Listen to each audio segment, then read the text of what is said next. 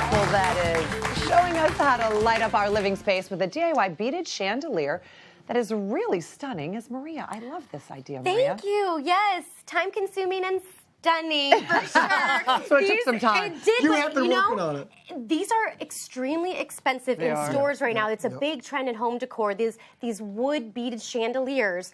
But I will tell you, I think they're very expensive because of the sort of tediousness that goes into the making of it. But they're so worth it and so beautiful. And when you break it down, it's actually very simple to do. Well, the cascading layers of the beads are so impressive, like we were just showing there. What do we need besides those beads? Where would I even get those beads? Well, so the beads you can get at the craft supply store or online. Okay. They're very easy to find. Just keep in mind, if you are shopping online, make sure when you get the beads that they have holes on both sides. Because they don't always. I did make that mistake. Uh-oh. Okay. So just make sure you're looking for that. I used twine as my rope, basically. Okay. You can use twine. You could use some string.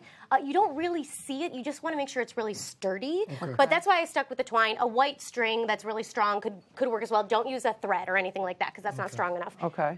You have your light and obviously the wood beads. So something that will make your life so much easier, these are called doll needles. This is very important when you're stringing them because these are long, but they're also wider for the twine to go into. Okay. And obviously some scissors, a glue gun, and your base of whatever you want it to be.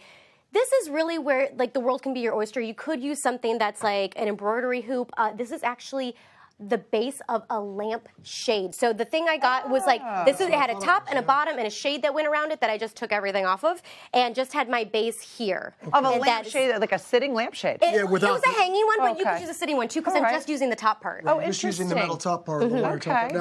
Now, before you start stringing the beads and in order to figure it all out and where the strings go, you say it's important to have your wire base hanging in place or at least hanging for you. Exactly. So what you see here, it was my sort of work in progress. Yep. This here was actually from a hanging flower basket that I just put on here. You could use string or anything like that. Sure. Get it to hang whatever way you can.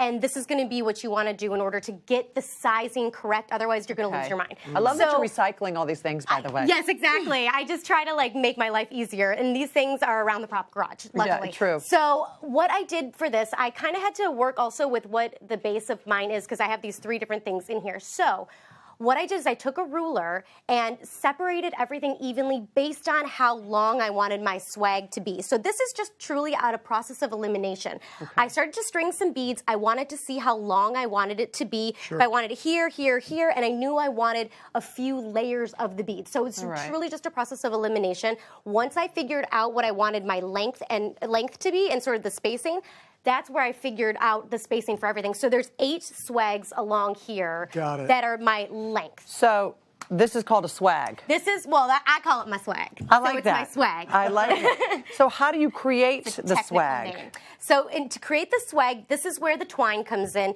and your doll needle. And they're specifically called doll needles. You can get these at the craft supply store or online as well. So this is what I did. And a great tip too is don't cut your twine. You want to, because otherwise you don't want to do it too short and then you're like, oh no, I have to start all over again. It takes a little bit of effort to get your twine through here. So I'll set it down a little bit more so you can kind of see. So you see it's a little thicker there, but this is one of the bigger needles you're going to use. So then you can do, once I figured out my spacing, sort of like you can see here, so I did, about 10 here, or 5 here.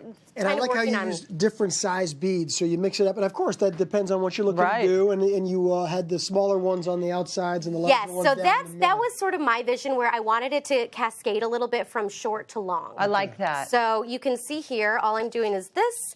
And it makes your life so much easier. It's like stringing popcorn, and you can see it'll have some of the smaller ones as well. For instance, I just want to show you how all of them kind of go on. So it can take a little bit of an elbow grease, but really just push it on there like that, and you will have yours. But you really can do whatever sizing you like. It's really, like I said, there's some in stores. They're really beautiful if they're all the same size. I've seen that. But I really had that vision of it cascading a little bit. I like it with the different sizes. It makes it look more expensive. It does make it look expensive. And they are expensive. Yeah, I mean, they are, these but things these would be even more, you know, because such a and good you can job. understand why they are expensive because watching you do all. Yes. Yeah. So you can see it's not difficult. It's just time consuming. You're right. So Tedious. I have all of mine here. What you want to do is you want to do the first layer of these, the longest layer first, and get them all on. You can't do one side and then go to the other. Okay. So I have here. So I'll show you. All I did was, so here we go. This is on here, and lots of tying of knots. All I did is tie these into knots. And I do recommend doing just a really tight one knot because you kind of can move these around. Yep. You see here. But wait a minute. And how you did put the follow ones here. on the top. Oh, I just glued those on. Oh, those are just glued on. Those are just, those are hot glued on. Okay. So to cover that. To cover all of this. Exactly. And you can just, once these are on, you cut your string. So let me show you really quick. So this is what I did. I have these tied on here. So when you do one, the way I did it is the second one starts in the center below it. So if that makes sense, it's like, it's when you overlap, everything is under. So you underlap every single thing. So each one you do starts at like, and you can, we'll have this, obviously this picture online, and you can use it as a reference, but you just go around, and when you do your layers, you have 3 layers. So this is the easy part.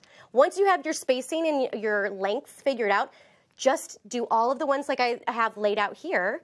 Do them all the same. Yeah. I love that you use 3 layers like that. It seems to be just enough to kind of give enough of a shade look without it being kind of overwhelming, right? You can still see. Oh, yeah, that's a very good point. And you still get to see that beautiful light bulb. It's just enough, yeah. I like that too. What kind of light bulb is that? Isn't that fun? That's So it has that really cool industrial look. So what's great about this is you are not limited to the light bulb that you have. It gives you the opportunity to get really creative and shop around. So this is just a big light bulb that did not go with the lamp that I had got.